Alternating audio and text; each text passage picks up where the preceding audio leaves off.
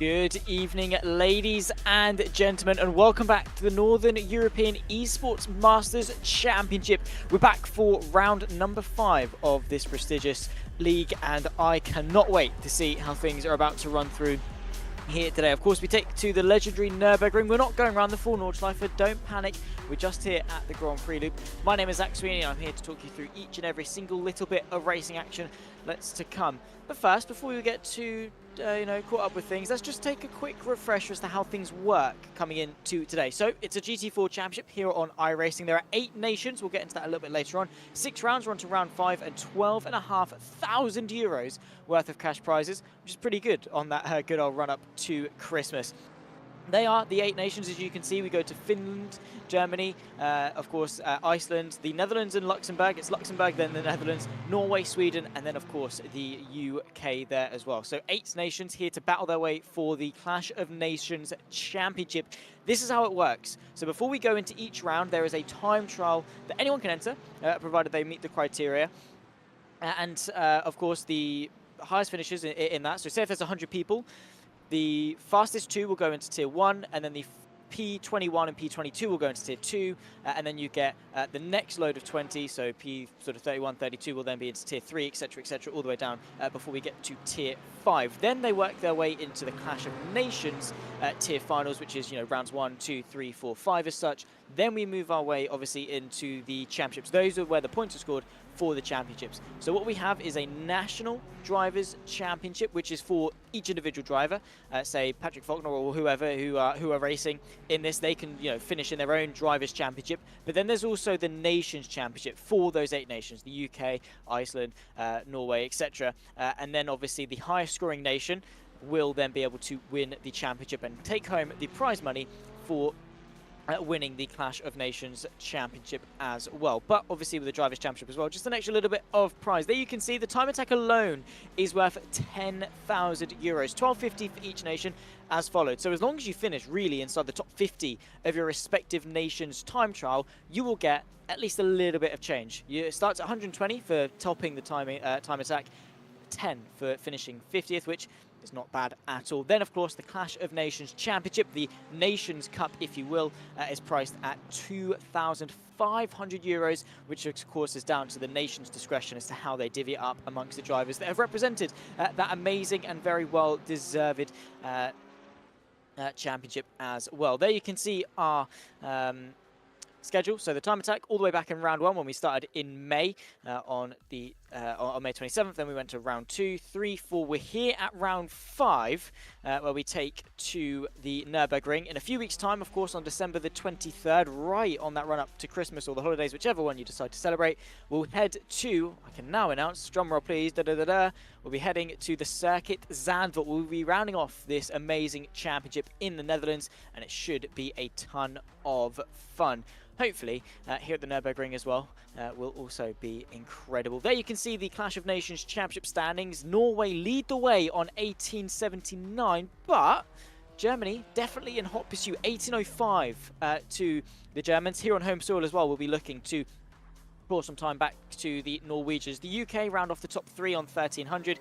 Then come the Netherlands and Finland for the top 5. Luxembourg, Sweden, and very lonely Iceland, unfortunately, towards the back end of the Nations Cup there in 8th place. So it seems to be a 2-horse race at the front between, of course, the 2 leading the way, but plenty to play for still. There you can see a little bit of a rundown as to how things are going to work. I'll run you through them, obviously, as it scrolls its way back through. As I say, we're here at the Nurburgring. We're here in the full fleet of iRacing GT4 machinery, and we're on the Grand Prix Strecker, of course. So there's normal GP loop that they used for F1. The weather conditions, of course, just your generic forecasted stuff in iRacing. No rain as of yet. 40 minutes will be on the clock. We get 10 minutes for qualifying, and along that 40 minutes, they have to be taking a mandatory 4-tyre pit stop. They are all on the same setup. There's no magical tweaks for, buying the best setup or making the best setup. Everyone's on the same playing field, and no fast repair as well. So if you're in an incident, you're going to feel the full effect of that incident. There are no get out of jail free cards with that one. It's 40 minutes of straight brutality across the 3 races essentially that we've got: tier 1, tier 2 and tier 3. A little bit something to obviously to bring up as well. Before, it was, a tier 2 was capped at the tier 2 sort of threshold of points. So it didn't really matter where a tier 2 driver finished, as long as they, say if they won the tier 2 race, they'd get the points for a tier 2 win. If they won the overall race, they wouldn't get the overall points, they'd just get the tier 2 points. Now that's changed as to just be one long entry list of points. So if a tier 2 driver manages to win the overall race, they get the full amount of points for doing so, which is pretty cool. And obviously awards those standout performances from some of the drivers that you might actually not expect to potentially do as well. They still get rewarded. They're not limited or capped by what tier they were placed in post the time attack, of course. At the moment, we're waiting to move ourselves into qualifying. I think qualifying is going to be quite a pivotal, obviously, pivotal moment of this evening. The Nurburgring, it's a great track for driving as such, but for racing, it can be a little bit tricky to get those moves done. Overtaking opportunities are fairly limited. I mean, you've got turns 1, and then you go into the Dunlop hairpin. Maybe that could also be another overtaking opportunity. Into the chicane, it's a little bit dodgy. It's touch and go as to which one. Obviously, if we're using the fast one, then not really. The slower one can work. It is just a little bit more clunky, a little bit more awkward. So you have to be so much more methodical with how you place the car, how you sort of go about the overtaking opportunities that you get, making the most of mistakes, trying to limit them for yourself. Doesn't necessarily make for a boring race, just makes for a different race where people have to be clever, think things through a little bit more, be a little bit more patient. Consistency is going to be the name of the game. There you can see Daniel Muth in the 101 machine. He's working his way through to finish his lap time. 6 minutes left in qualifying, still waiting for the first few lap times to be set. Heading into the NGK chicane, let's see which one we're on, and it is the slower one. So it is kind of still an overtaking opportunity that Muth, as I say, would very much appreciate actually being able to maybe work off during the race. Of course, with the tiers and such, you might be thinking, oh, how do I know what tiers are people in? Don't worry, if it starts with a 1, they're in tier 1. If their number starts with a 2, they're in tier 2. Guess what? If the number starts with a 3, they're in tier 3. So nothing to worry about, nothing to panic. Everything is all going to be good, as you can see there. Nice little lap time from Meyer to kickstart things. Now tops the timing sheets with a 2:05.0. There you can see Hersug as well, a tier 3 driver being able to get himself up onto the front row. Of course, only provisionally. Muth, Hofrichter 3 and 4 with Godestad in P5. So we are just still getting the first few lap times coming in. Still a very sensational lap time, it must be said, from Carl Fredrik Hersug in that BMW M4 GT4. Would love to score some points for Norway, of course, if he's able to carry that pace, not only for the rest of qualifying, but then, of course, into the 14 minutes of racing that we've got. Welcome into the YouTube chat as well. If anyone is watching along, do make sure to say hello, give me your thoughts, feelings, queries, questions, whatever tickles your fancy. I'll be stepping in for the wonderful Luke Crane for today, who usually talks you through all the racing action, but he's asked me to stand in. Last time I jumped in was actually the last visit we went to Germany, funnily enough, at the Hockenheim Ring a couple of months ago. I'm now back. My name is Zach Sweeney. Hello, and we're here for the Nurburgring round as well. So big shoes to fill, of course, in the form of Luke Crane, but he's entrusted me with this responsibility. So hopefully we should be all right. My biggest drawback last time was the pronunciations. They're not going to be any better. I can assure you that. That is one thing I can promise you today, is that I probably won't be much better. But then again, me and Luke, we're both British. We both suck when it comes to pronunciations. He'll tell you the exact same thing. But we are into the final 4 minutes of qualifying. Again, those unfamiliar with NEEM or iRacing or whatever, basically the way iRacing works, the second that time at tick 0, the session is done, over, nish, nada. Don't care if you're on the quickest lap of the world. If you don't cross the line before that time at tick 0, it will never see the light of day. So timing is going to be crucial. Essentially, those that are starting their lap times now or within the next minute and 30 seconds are going to be the ones that are able to finish their laps. Anders Meyer goes to the top of the timesheets with a 2-minute 4:829, a sensational lap time, I have to say, coming in from the 112 machine. Godestad moves his way up to 3rd as well on the penultimate runs in qualifying. So pretty decent times. It must be said, very, very quick, a lot faster than I would be doing, let's put it that way. Daniel Muth as it stands, 6th place, as Hjelvik just moves his way up into 5th. Nicely done. There you can see Laubitsch as well moves his way into 1st. So Nicholas Laubitsch, I remember as being a very, very quick driver. In the hands of that McLaren 570S GT4. Germany, of course, trying to make some points back in the championship. So they would love some good points here today. Of course, the way the points work as well, I'd said that 78 points, whatever it was, wasn't a lot, and that's because 180 points are awarded for a race win. So if you've got two drivers from the same nation that are P1 and P2, 180, 150 points, what they're going to be getting, 330 points worth there, which is a huge amount. So when you think about it, 70 odd points isn't really a lot as such. So yeah, these guys not doing too bad. They're going to be fighting with Norway, of course. The gap is 72 points to be entirely specific. Welcome in to Steiner Sani, coming in to say hello in the YouTube chat. Nice to have you, of course, and keep us updated. Who you're cheering for? Who are you most excited to see? And yeah, give us any thoughts that you have throughout the race as well. Let's have a little bit of conversation. Let's have some engagement, because I'm the only one in this commentary booth, and I need you guys to bring me I want to bring you guys along for the ride as well. Daniel Muth into the final couple of corners. You can see the German driver is very clearly stated by the very prominent German flag on the top of that McLaren. Unfortunately, peeling his way into pit lane will spell an end to qualifying for him. 8th at best, but some very, very close times, it must be said. Nicholas Laubitsch on a 2:04.6 is only just over a 10th.5 quicker than Christensen. Meyer only 12 thousandths slower than that. Hofrichter, Gottestad. We're talking, marginal things between each of these drivers here, ladies and gents. There isn't much separating them at all, with probably only a couple of seconds separating P1 to P18 of Margaret Arsen, who at the moment is about 1.3 seconds off Poulsen. So again, marginal stuff. The smallest of the gaps here, and when you're spanning across 3 different tiers worth of skill level, fair play to these guys. I mean, they are keeping it nice and close with some big names, obviously, on the iRacing scene. Daniel Thomas finishes his lap at the moment, sat 11th, but moves his way into 8th place. Nicely done. Only 9 thousandths of a second slower than Hjelvik in 7th, so not at all a bad run of form for the 105. I think we've concluded the qualifying session as everyone has finished their lap time. So we'll run you through, of course, the final grid order as soon as we can before we head away immediately, by the way, into a 40-minute race. No time for warm-up. There's no in between. It's from qualifying, boom, race time. Got to get ready to go.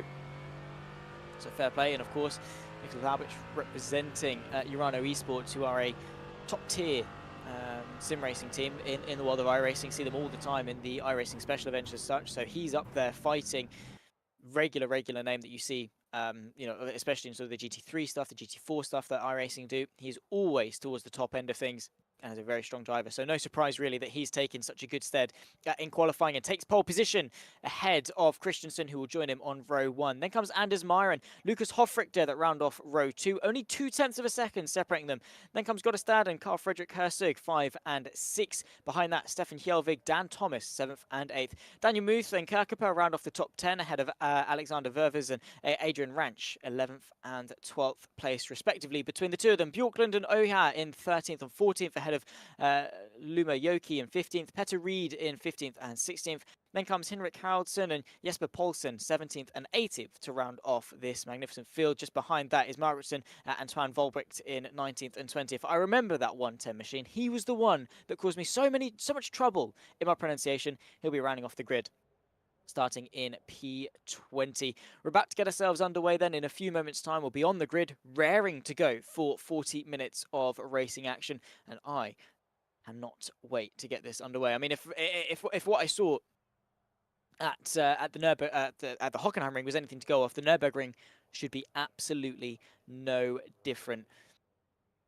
Because, well, they're just amazing circuits, and these guys are amazing drivers, of course. I thoroughly enjoyed each and every single second of the Hockenheim race, and hopefully I'm equally looking forward to this one here at the Nürburgring. 40 minutes in length, of course, one mandatory 4-tyre pit stop along the way as well, so there is a little bit of a strategical element to play into a factor.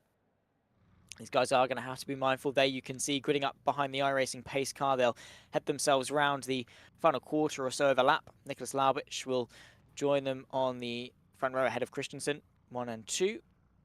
McLaren 570S looking like a very, very strong pick ahead of a number, to be fair, of a wide variety of cars. I'm going to say there's a lot of McLarens, but there's also a number of Aston Martins, and you can see the Porsche Cayman and the Mercedes in the mix as well. So, and obviously the BMW M4 as well. So plenty of a variety, a lot of different people taking to different cars in the iRacing fleet. So not bad at all. There you can see we're about to get ourselves underway. The formation lap is go. They'll, as I say, all queue behind the iRacing pace car before it peels its way into pit lane.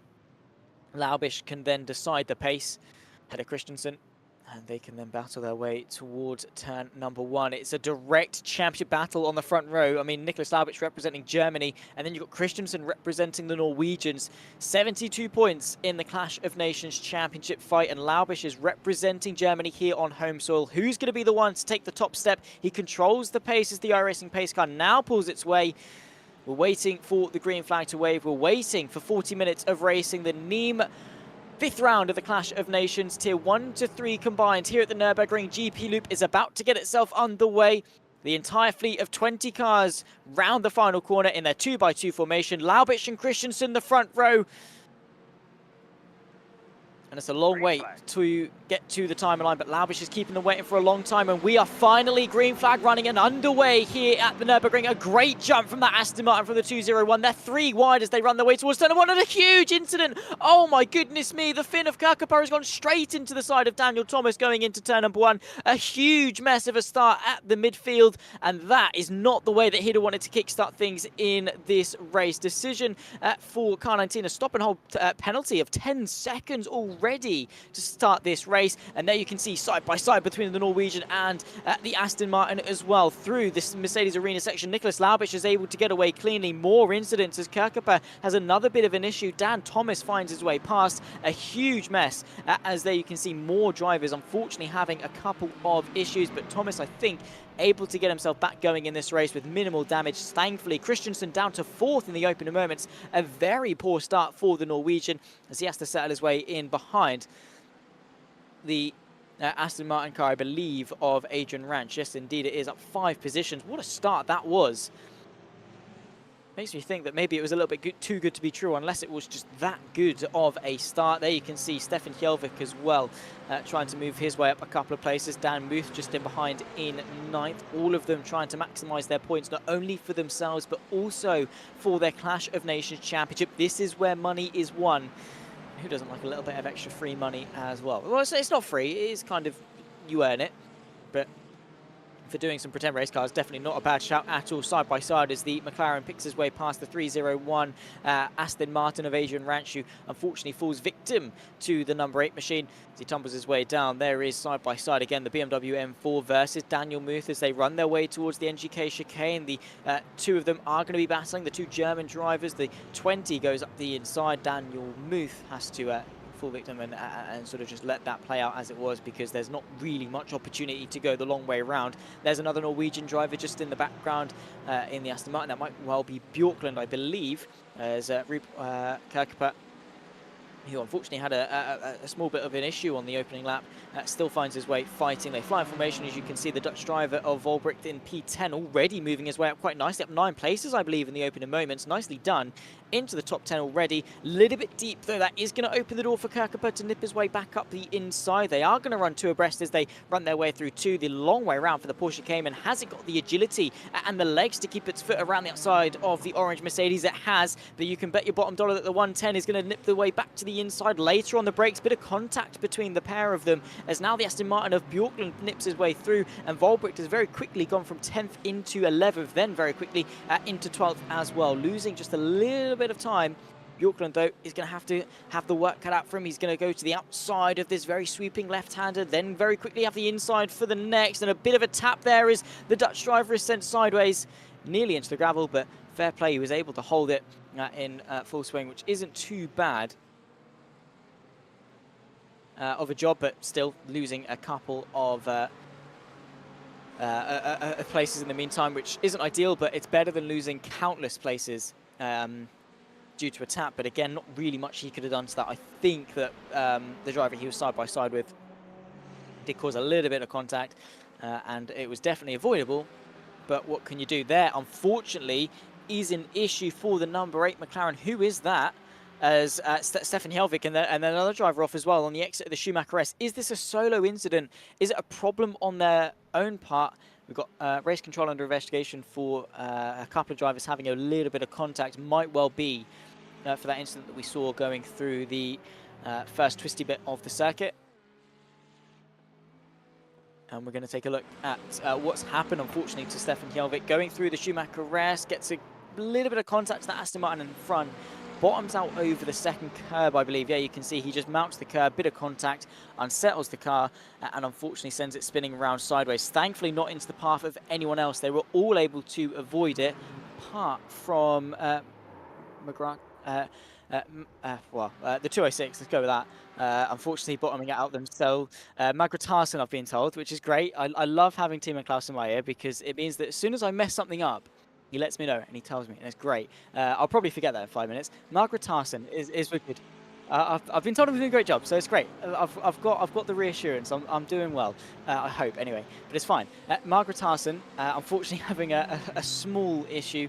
It'd be nice if I was struggling to say their name in a bit more of a positive sense, but unfortunately it was them just spinning and going to the back of the field. Lucas Hoffrich there, representing Germany on home soil here in 3rd place, closing down Meyer and, of course, Nicholas Laubitsch, who leads the way. So it's a Norwegian sandwich with some German bread either side, but then also don't forget that we've got some more Norwegians just in the background ready to pick up the slap. Christensen and Goddestad in 4th and 5th, ready to take the fight to the top 3 and score some points. I have to remind everyone, 72 points between P1 and P2 in that Clash of Nations. Of course, it's Norway versus Germany. Kirkegaard trying to put some pressure here to the outside of Ratch, but quite close enough through the Michael Schumacher S, and however gets a really good run using that backwards momentum. Has he got the inside line? Is he going to be brave enough on the brakes? That Porsche came in, is going to have a little bit of a look, gets his nose to the inside, gets the apex first, and takes the position away. Nicely done from the Finn, who's really redeeming himself after what was a fairly problematic start going into the side of the I believe it was Daniel Thomas right at the beginning of the race. We're going to take another look as to how things happened because it happened so quickly that I didn't really manage to digest it properly. Let's have a look. It's very chaotic. I mean, there's multiple cars going 3, 4 abreast. Kirkegaard, it wasn't even his fault. It was the BMW behind that tagged him under braking, sent him into the side of Thomas, and unfortunately saw an end to that one. The car of 103 has been given a drive-through penalty. That is Kirkegaard. So Kirkegaard did move to the right into that BMW, so I take it back again. It was his fault, and the stewards have deemed it as such. So he comes into the pit lane to serve his drive-through. He's going to have to take another trip down pit lane as well as to mandate that 4-tyre pit stop. And it's not malicious. It's not intentional. It's not like he means to ruin everyone's race. It's more just the sense that you've got a car to your left, you've got a car in front, a car behind, a car to your right, and it's difficult to make any adjustments without going into the side of someone. Daniel Thomas was just a complete victim in all of this, had no say in what was going on whatsoever, and a complete passenger in a car that he's driving. And unfortunately fell to the back of the field, but has now recently been able to pick his way back inside the top 10. The fight for the lead, though, is still very much on. Nicholas Laubitsch has led pretty much every lap of this race so far, been virtually untouched since the start of this race, but Anders Meyer keeping him on his toes. Hoffrich did, though, not a million miles away, only 6/10 covering the top 3, and getting told there's no further action on a multitude of incidents. So I will keep you up to date with all things that are necessary regarding race control, who I'm sure are going to be fairly busy over the course of the next 32 minutes and 10 seconds. The 112 of Anders Myers, though, what is going through his head right now? I mean, surely, not only for the, of course, the Drivers' Championship that they've got, between themselves, of which Anders Meyer is leading on 680 points, fairly comfortably ahead of Ruud Kirkegaard, but also, obviously, the Clash of Nations country ranking that they've got, the one that awards the prize money, he's going to want to maximise Norway's points all. as are everyone in regards to their own respective championship positions. Side by side, as there goes the Flying Dutchman into the inside of the Aston Martin. Kim-Andre Bjorklund getting a little bit caught up in that incident behind Peter Reed. But Peter able to stay ahead for now. Bit of contact through the final corner, but it is Volbrick that is now able to get ahead into 12th place and make amends for what was a slight tap a little bit earlier on with a squabble, I believe, with someone. I don't want to dish out any blame just in case it wasn't the person that I call upon, but there was a small little bit of contact that unfortunately sent the Dutchman sideways. He's now on a fight back to prove to himself that he's able to get himself back into the top 10. Already a quarter of the way through the race with only half an hour left to go, so we're sailing our way through. Lucas Hofrichter recently setting the fastest lap time of the race, is in hot pursuit of the top 2. Of course, in the form of Nicholas Laubitsch and Anders Meyer in P1 and P2. So let's see what his stance is going to be over the course of the next couple of laps. Consistency, as I said in qualifying, is the name of the game. Not an abundance of overtaking opportunities around here, unfortunately. There is only a couple, so it is difficult to sort of line up those moves, and you've got to stay so close to the car in front in order to sort of hold any chance of going for it. Or you wait, you bide your time, you capitalize on mistakes. That is really how sort of, so far, like 70% of the moves that have happened today have happened. It's not because people have set them up, it's because mistakes have happened and people have been able to find a gap on the inside because someone's gone in deep or getting up and under or something like that. That's how positions are made up here at the Nurburgring. So it forces a more methodical stance. You have to think, set up moves through 2, 3, 4 corners in advance just to be able to even have a look into a corner. Here's, of course, this fight for 8th behind Ranch, and we've got Voivers trying into the NGK chicane, but again, no way through. It's not a heavy enough braking zone, and the corners themselves are too tight. I always think to ESL with James Baldwin and Marcel Chinchik, their contact that happened there, but we could well see a move for the lead. Here comes Anders Meyer, the right-hand side of turn 1. The two McLarens go side by side into deep. There's contact. Lucas Hofrichter might find himself side by side with his fellow countryman of Nicholas Laubitsch, and he has done. Picks his way into second. Very nicely done. Anders Meyer controversially picks his way into the lead. Hofrichter immediately on the attack. He is not going to settle for second at all. Side by side as they run their way through turn number 4 into the final right-hander of the Mercedes Arena section, and now they emerge side by side again. Nicholas Laubitsch not going to wait around for an opportunity to counter-attack. The two Germans go side by side into the next left, and it's the outside for Laubitsch. Is he going to be able to keep his foot in? I think he might just. Inside for the next braking zone, and Hofrichter is trying to get the up and under. This is great news for Anders Meyer, who gets a couple of corners to breathe, but for now he's ahead, and it's Laubitsch and Hofrichter that now have to play catch-up and fight their way back to the lead. Christensen not a million miles away either. He's back into contention. 4 cars nose to tail here for the race lead at the Nürburgring. And breathe. It settled down just for a second, but that was a brilliant display of racing there for Anders Meyer. Saw a gap, committed to it, a little bit late on the brakes. Laubitsch was entitled to room, as I'm sure he will be sort of staking his case about and saying, you know, come on, like I deserve room. Hofrichter, though, had the right stance. He played it cool. He lifted off. He broke early. He then got a nice up and under run that now he could still benefit off. Laubitsch is now going to pick his way back into the race lead. Nicely done, as Anders Meyer didn't quite have the speed coming through this back straight area towards the chicane. So it's now Laubitsch that leads Meyer, Hofrichter and Christensen 1, 2, 3 and 4 as they were this time a lap ago. But what racing this is standing to be. Absolutely loving every single second of this and every second that is to come, which, by the way, is a lot. Whatever 27.5 times 60 is. Don't want to do the maths. I probably won't, because I'd probably embarrass myself just a little bit. The 112, that is, of course, if Anders Meyer gets given a warning. I believe that's going to be his run into turn 1. Maybe he was just told to give the position back or whatever it was. I mean, no malice in it. Easy mistake to make. It's all ended up as it should anyway, with Laubitsch leading, so no problem in that regard at all. We approach the halfway mark, by the way, with 27 minutes left to go, so only 7 minutes until we get to the halfway point. Peter Reed fighting a little bit further down for 16th place ahead of Houghton and trying to chase down Reed. First driver into the pit lane is Voivers. Of course, they can take their pit stop essentially at any time they want, apart from lap 1 and the white flag lap, basically just to stop people, you know, taking a shorter pit stop than is necessary as such, because if you put on the first lap, then you can get yourself out of trouble and gain loads of time. You do it on the white flag lap, and you don't spend as long in pit lane or don't take as much of a penalty for it. Hjelvik to the inside of Haraldson and finds his way nicely past.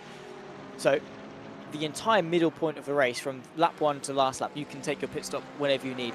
All that is mandated of you is 4 tyres. Of course, in iRacing, you can pick and choose which ones you want to change as such, but you have to change all 4. So everyone is stuck on that same pit lane bench time. The differences that are going to be made are the small circumstantial variances in strategy. So undercuts, overcuts, braking for the pit limit line, getting yourself into the pit box, disengaging the pit limit line when you get to that point. Those are the small gains and losses that can make that difference. Having fresher tyres for a lap, is it going to make a big enough difference to get a position? Staying out an extra lap and staying out of traffic, could that be enough to gain a position? Stopping for the pit limit line, can you brake late enough while still keeping it under the speed limit? If you can easily gain a couple of tenths of a second. Same too is true for the exit of the pit lane as to how quick you can disengage that limiter and get off the marks and get back up to racing speed again. So they are trivial things, they are small gains, but they are crucial ones indeed. There you can see the full list of drivers scrolling their way through on the top of the screen, running their way all the way down to the final driver in P18, of course, in that Mercedes. And then, of course, we go to Voivers and Paulsen, who unfortunately is out in that Porsche. Voivers has recently taken his mandatory pit stop. But we followed this fight right here, Laubich versus Meyer for P1 and P2. We've already seen a little bit of action between the pair of them, and we expect to see some more. With the €2,500 prize pool that is on offer for the Clash of Nations between each of the 8 nations that we do have, plenty of them. So they're all vying for that €2,500. Only one of them is going to be able to get it. There's no runners-up prizes. There's no participation prizes. It's take it or leave it. So there might only be 5 points separating P1 and P2 at the end of the season. In a few weeks' time, when we head to the circuit Zandvoort, those 5 points will be enough to decide €2,500 of prize money. A little bit further down, we have a small little battle brewing between Daniel Thomas in that Mercedes, just behind the 8th place driver. He's fighting that 301 Aston Martin, of course, of Ranch. So running very strong. All of the different tiers, to be fair, are having some pretty decent races. I mean, Ranch in 8th place overall, running really strong. And we're going to take a look at something that's happened a little bit further down. Peter Reed has had an issue. There you can see one of the Norway cars. Is it going to be a tap under braking? Yes, it is. The number 8 machine straight into the back of Peter Reed, leaves him stranded at the chicane, losing 2 places. And it was Stephen Hjelvik that obviously was the catalyst of that incident, going straight into the rear end of the Aston Martin, and unfortunately having an issue. Thankfully, we didn't miss a change for the race lead as we cut straight back into the action. It's Anders Meyer trying to put a little bit of pressure onto Nicholas Laubich, and as you can see there, Car number 8 of Hjelvik gets that 5-second penalty, and of course 1 penalty point to add to his license. Nose to tail, though, the entirety of the top 3, but Norway flying their flag very strong, with 3 cars making up the contingent of the top 5 in the form of Meyer, Christensen and Goddestad. So looking very strong, but so too are Germany, with 1 car leading the way, 1 car in 3rd place. It's all about maximising your points haul. I'm not entirely sure as to how many drivers the nations can have score points, because if Norway have 1 million drivers, then they would obviously score more points than those around them. So there might well be a cap as to sort of the best placing X amount or whatever it might be. We'll have to confirm that. We've got nose to tail though still. Laubich, Meyer, Hofrichter. I think the biggest divider between these guys is going to be the pit strategy.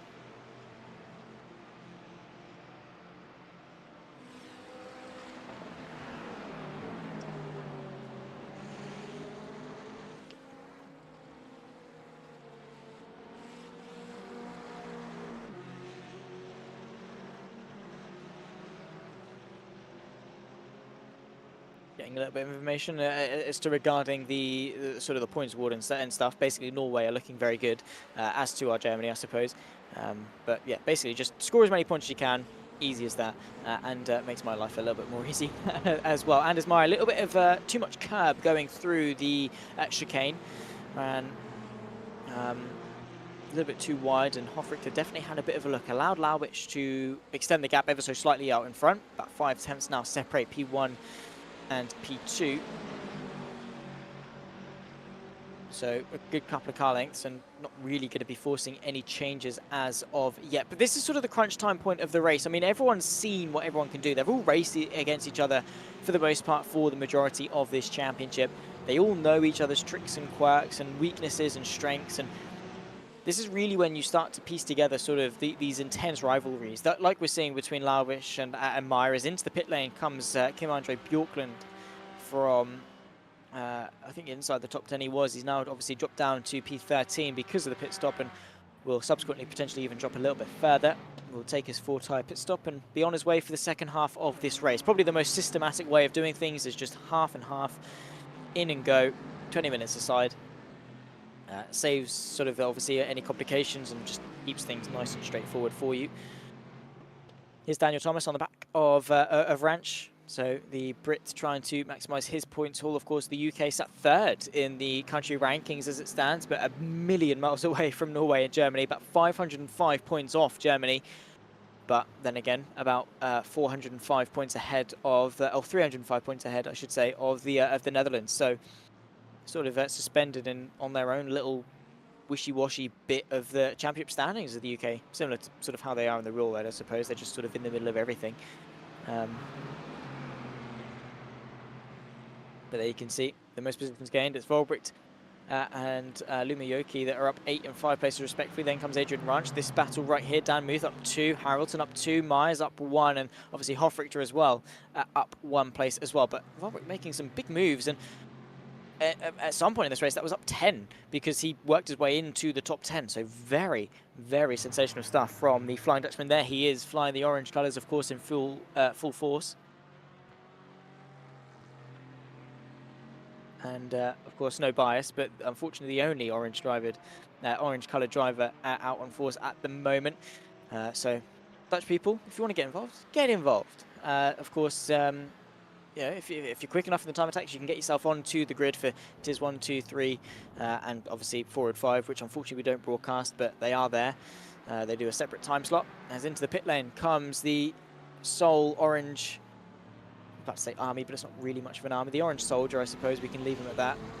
And then we've got obviously Ranch coming into the pit lane as well for his stop. So we're probably going to see quite a number of people doing that over the course of the next couple of minutes, coming in to serve their pit stop again, just nipping their way into the second half of this race, then coming in, then taking some fresh tyres, and then going again while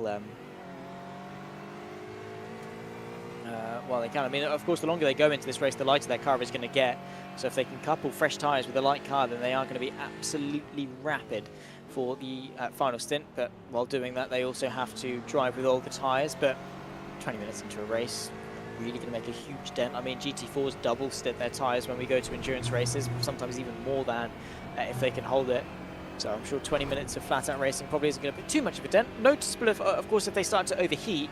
Temperature and wear, of course, are two separate things, but if you overheat your tyres by overdriving, then yeah, it might be worth coming in and getting a new set, because you know they are going to be in a nice operating window, and it's a blank slate for you to start fresh with, essentially. Lucas Hofrichter would not mind a reset when it comes to the pit lane. If he can come in first while the top two begin to battle, he could benefit. I mean, that sort of has been Hofrichter's stance for this race for the most part, because when did he get himself into contention? It was when the top two began to fight. He hasn't been overly aggressive. He's not been initiating. He's just been reactive as to what the top two are doing. If Meyer goes for a move on Laubitsch, you can bet your bottom dollar that Hofrichter is going to find a gap and get himself into second or even first. I mean, he looked very punchy, did momentarily lead this race.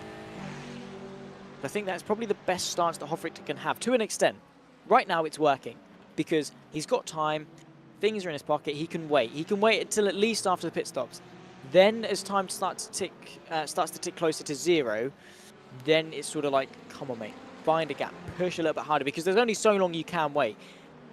If he wants to win this race, there is going to have to be a point where he says, no, I'm going to seize control. I'm going to now start to be a little bit more aggressive, not be as conservative, find the gaps myself, as opposed to just waiting for them to happen for me, because there's only so many times, as I say, that is going to happen. They've been able to break away, though, fairly decently from the likes of Christensen and Goddestad, who themselves are only separated by half a second. So these two Norwegians have been driving quite nicely, in fairness to them. Obviously just trying to minimize the gap to the top three and, you know, keep themselves in contention. Because if they fight now, the best they're going to get is fourth, as opposed to what could be a podium or even a win. So Goddestad has sort of played rear gunner very well, and working with Christensen, who did start on the front row. So I was expecting, I have to be honest, a little bit more from Christensen. But then again, Nicholas Laubich isn't exactly an easy driver to contend with going into turn one. A poor start, a small mistake, and unfortunately he's tumbled down to fourth, which, don't get me wrong, still a great result, but when you start on the front row, you expect to finish on that front row as well. We've got Meyer very close to Laubich, but I don't quite think he's going to be close enough to go for a move. Nah, he's not. Definitely not into this corner, at least. Are any of these guys going to come into the pit lane, by the way? They still have to do that. I think maybe just waiting for the rest of the field to do it, so much so that they don't, have no risk of running into traffic. They come in now, they could run into the likes of Muth and Thomas and Kirkebar, etc. Those types of people a little bit further down, and ideally would like to avoid that, as to not be jumped by those around them. I mean, if Laubich comes in now and gets caught in traffic, then it's fair game for Meyer and Hofrichter to get an easy jump. There is one of the Aston Martins. I think that might be Daniel Thomas leaving the pit lane. Oh, yeah, it will be. He's obviously down in 8th place and fielding the Union Jack on the British Aston Martin. But oh, it's Peter Reid, the one that's unfortunately a little bit further down. So Daniel Thomas is up in 8th. Peter Reid is down in 19th place. So there's two Brits in Aston Martins, which, yeah, fair enough, representing, of course, the British car. But then again, we've got loads of McLarens at the front, so it's fine. Even if the UK don't win the Clash of Nations, they'll have done it in a British car. But then again, how British is that McLaren? How much influence has it got from other aspects of international engineering inside it? But nonetheless, the 570S is a beautiful car, and not the 720 that I was calling it last time at the Hockenheimring for a good half the stream, until I realised and said, hang on, no, the 720S is the GT3. This one's the 570, equally as beautiful, just a little bit more short and stubby. But yeah, McLaren is looking very quick, very strong GT4 machine. I did love it. Obviously, I know it's not as big of a sim, but when I used to league race on GT Sport, McLaren was my go-to. Looked lush. I haven't driven it on iRacing, actually, in fairness. I haven't driven any GT4, I don't think, ever. Apart from, obviously, on other sims. I haven't done it on ACC, I haven't done it on iRacing. I've got the DLC pack for ACC, but never driven it. I haven't even got a sim, so I can't even, if I want to, unless it's on a keyboard and mouse, which won't be very successful. Definitely not as successful as these guys. Then again, you could put me in the top-notch sim ever, and I still wouldn't be anywhere close to these guys. These guys are absolutely insane. Nicholas Laubich, of course, representing Urano Esports, who always fight as the slowdown potentially from the German as soon as I start to big him up. Unfortunate mistake there from Laubich, who tumbles his way to the back end of the podium. Meyer inherits the lead, and now it's go time, really. This is an opportunity that he cannot waste. A bit too much curb through the chicane, and Laubich has now thrown away 2 places with 12 minutes and 45 seconds left to do it. Let's take another look as to how it happened. Going into the chicane, uses all the track available, into deep, over the grass, gets himself a slowdown, and Meyer and Hofrichter just laugh on their way past and say, cheers, mate. First and second now boosted respectively for them. This is going to make his life so much more difficult for Laubich, of course, which, I mean, when you've had Meyer, who is a good driver, can overtake, be behind you for, what, 28 minutes of a race so far, and you've only got 12 to find your way back past. Meyer's going to be more motivated because he's now in a lead to defend that position. You've only got 12 minutes to do it, which is, over half the time in the race to actually get that move done. It is looking less and less likely that Laubich is going to be able to find his way back into the lead, but then again, anything can happen. Meyer and Hofrichter can have an incident and boom, Laubich wins the race by 10 seconds for all we know. There are so many different outcomes for this race. And they all start from a single point that can branch off into so many others. Each decision these drivers make is a different outcome for what could be the end of this race, depending on when these guys pit. All three of these drivers could still win this race. Hofrichter, Meyer, and Laubich as well. A little bit slow off the back end of that right-hander there. Hofrichter looking mightily intimidating in the rearview mirror of Anders Meyer. He is going to pull to the left-hand side as the Aston Martin. He has got a good leg into the chicane. Is he going to be brave enough on the brakes? Anders Meyer trying to go the long way around. Is he going to try and stick it? He is. Beautifully done from the McLaren. Hofrichter has forced to park it on the apex. None of them in, apart from Nicholas Laubich, who now bites the bullet. I think that is also the fifth-place driver going into the pit lane as well. You can see Goddestad follows him through. So Laubich biting the bullet. I think seeing that the top two are going to battle, comes in to get some clear air to then maybe go for a bit of an undercut. This is all riding on that battle at the front, continuing between the top two. Let's see what Lucas Hofrichter has got in pocket, because this is a vital lap for all three of these drivers' races. Into the pit lane, right at the end of pit lane, up onto the jacks, 4 tyres off. We're going to wait a little bit while for all 4 tyres to go back on.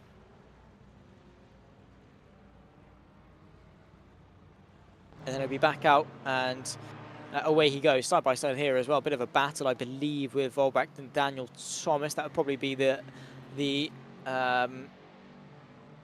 battle that makes most sense. And no, it's actually Thomas versus. Oh no, it's Thomas versus Volbrecht. Yeah, I was like, no, hang on, no, Ranch is not in an orange car because Volbrecht is the only one in an orange car. The two Mercedes though do fight their way side by side, and it is Dan Thomas on the inside going into the chicane, and the Flying Dutchman unfortunately has to give up that 12th place and go down to unlucky 13. Nicholas Laubich rejoins the race in 8th, but more crucially, will have some clear air. Lucas Hofrichter still with Anders Meyer and still with the fellow countryman Norwegian, not a million miles away either. Still keeping them honest, still hammering them for a little bit of pressure. So obviously with these guys coming into the pit lane probably in the near future, the more they fight, the more this race gets put back into the pocket of Nicholas Laubich, who is only about 12 seconds off these two. Or, well, no, actually, no, a little bit more than that, because there's interval between each position, so probably close to about 40. No changes into the chicane on this occasion, but Hofrichter taking a lot of track going in, maximising his run if he can.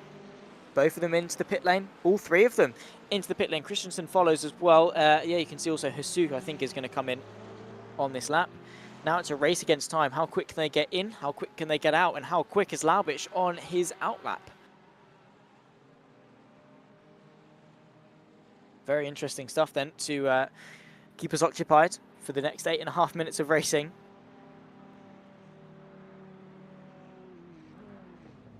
So Anders Meyer comes in, stops. Yes, the Martin comes in, stop, and he's missed it.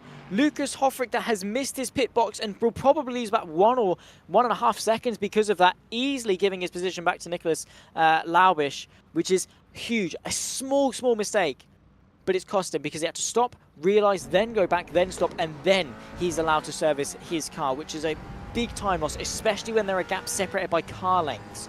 Not even seconds, car lengths between these guys. Kirkepa and Lumiyoki also into the pit lane as well, but where is Nicholas Laubich? Where is Anders Meyer? He's still on the jacks. He dropped down, he goes, you can see the wheel spin. There is also, I believe, Christensen is able to get himself ahead of Hofrichter.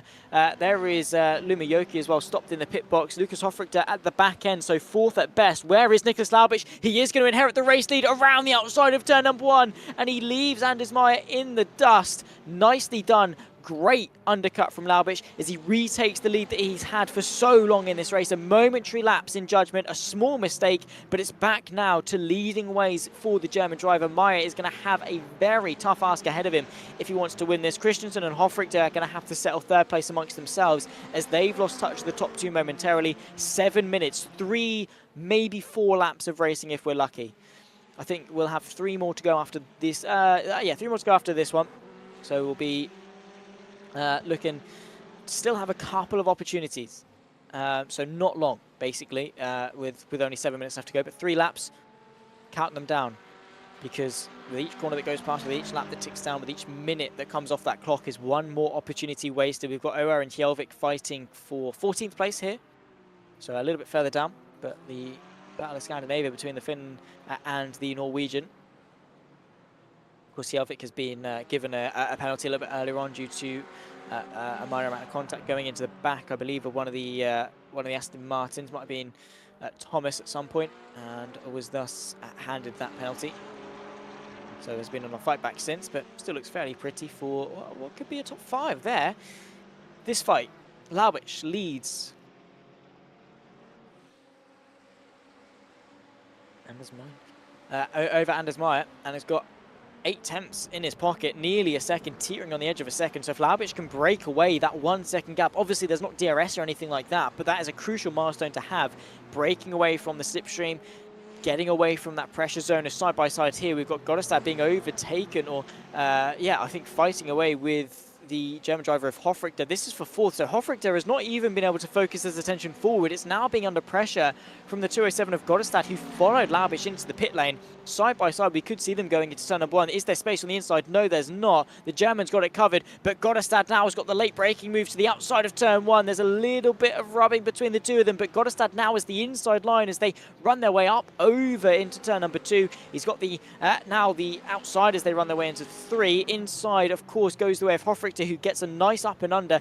Brakes late, has that inside. The advantage, of course, switches the way back to the McLaren as Hofrichter battling with the car, fighting with the oversteer as he exits the first sector of this circuit. Goddestad now as the right-hand side run as they enter the next left, but the outside swing momentum, the agility that McLaren might have could still see him into 4th. This is amazing racing as Hofrichter keeps his foot in once more. They're still side by side as they now approach the Dunlop hairpin. Of course, the advantage has switched one way or the other for pretty much the entire last lap of racing between these two into Dunlop, and it's the inside for the McLaren, but Goddestad, is he going to be able to keep his foot in? It's the shorter run. He extends the margin to the outside of the circuit as Hofrichter now keeps his foot in. Are they still going to be side by side of the Michael Schumacher S? Are they going to be able to hold this one? Bit of contact. Goddestad keeps his foot in over the curb. Nicely done. And they're still fighting out. What racing is this? This, ladies and gentlemen, is the NEEM Clash of Nations. Hofrichter inside finally seals the deal and stays in front in 4th. But what racing that was for pretty much 3/4 of a lap.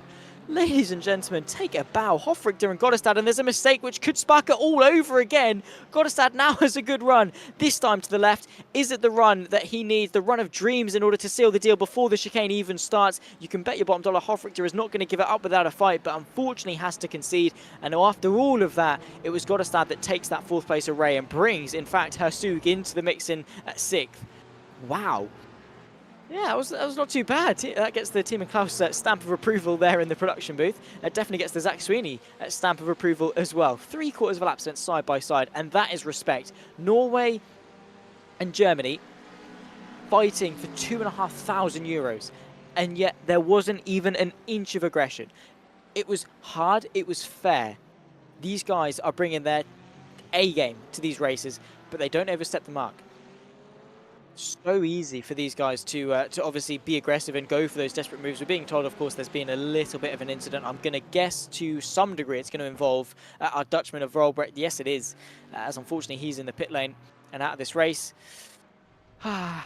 Too much speed on the exit, meets the gravel, and very quickly meets his good old friend Barry R, who treats him to a nice old dosage of a punch to the front bumper, which has now knocked it off that Mercedes AMG, and that is not how it rolled off the factory line. Back to the fight at the front, though, because I was thoroughly enjoying this. Hofrichter, for what once looked like he could take the lead, is now fighting for a top 5. One mistake he's made all race long, and it was a mistake in the pit lane, the slowest portion of the race for him, and that was where he made the mistake, braking too late for his pit box, missing it, having to reverse. And it's now caused him to be over 6 seconds off the lead of the race, purely because of that one small error. We don't make it up. We don't say it's for nothing, because those small mistakes do spark something different for the remainder of the race, and that is a beautiful move. Hofrichter dancing his way around the outside of Goddestad, has the inside now for the next right-hand king. Goddestad is etched to the outside of the circuit and forced to concede. Nicely done from Hofrichter, and demonstrating why he is a race-winning contender, but unfortunately hasn't been able to hook up this race in its entirety. We're about to start the final lap of this race as well, ladies and gentlemen. Laubich is going to lead us for one more tour of the Nurburgring. Hofrichter and Goddestad, their fight is still yet to be decided.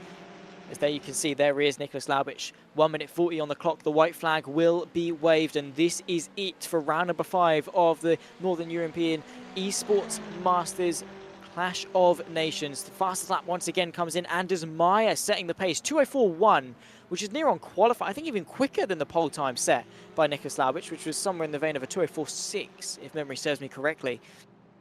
Obviously assisted by slipstream as such, but still very impressive lap times being put in the race. 1 minute 10. Well, it doesn't really matter what the time says. It's the final lap anyway.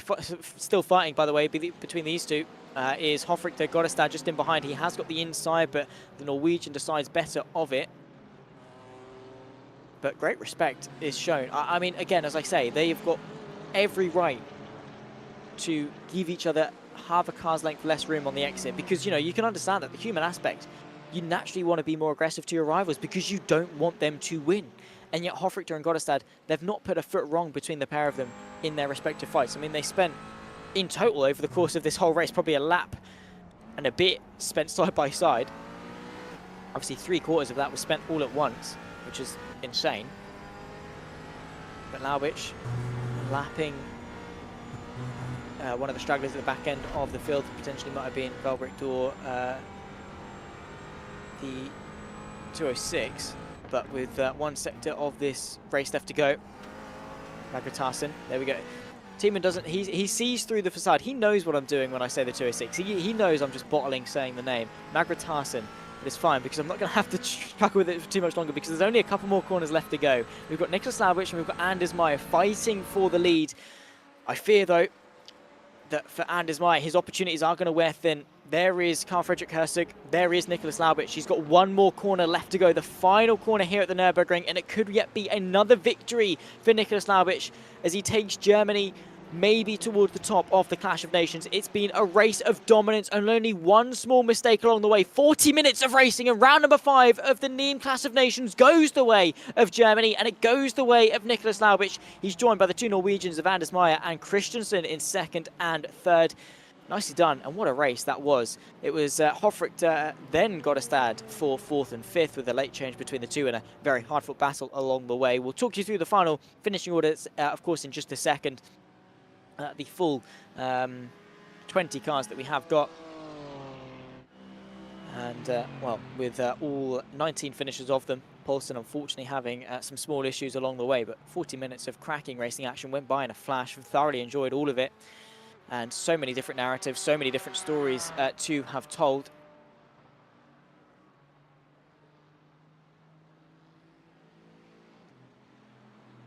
Just waiting for the last couple of people to cross the line. Of course, there you can see Lumi Yoki, the Finnish driver, in unlucky 13th. Stephen Hjelvik has battled the penalty, but still managed to pick up 14th place, which not a bad result at all. Just to find a couple of people, and then we'll give you the results.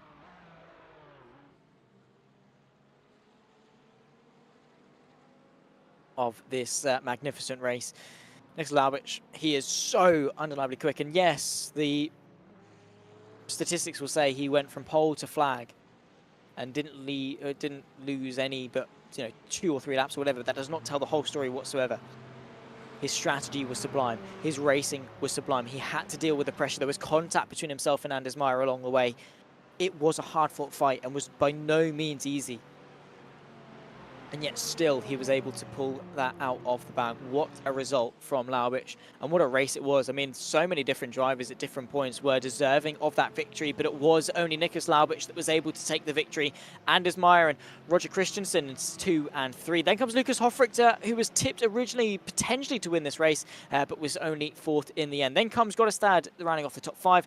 Carl Fredrik Herzog in 6th with Daniel Muth and Alexander Vuvis 7th and 8th. Then comes Daniel Thomas and Adrian Ranch, the top 10 of this race. Very hard fought top 10 indeed. Through the rest of them, you can see the Finn of Roop Kirkapa, who battled his own issues throughout the entirety of the race. Same too with Kim Andri Bjorklund in 12th, Lumi Yuki 13th, Stephen Hjelvik in 14th. Then comes Yuki Oya rounding off the top 15.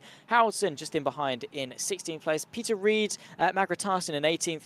Volbricht with some late issues finishing 19th place. And then Jesper Poulsen, unfortunately, only able to round off this race 19 laps down and out in 20th place. Didn't even take to the start, I don't even believe, for the Scandinavian, which is Quite unfortunate.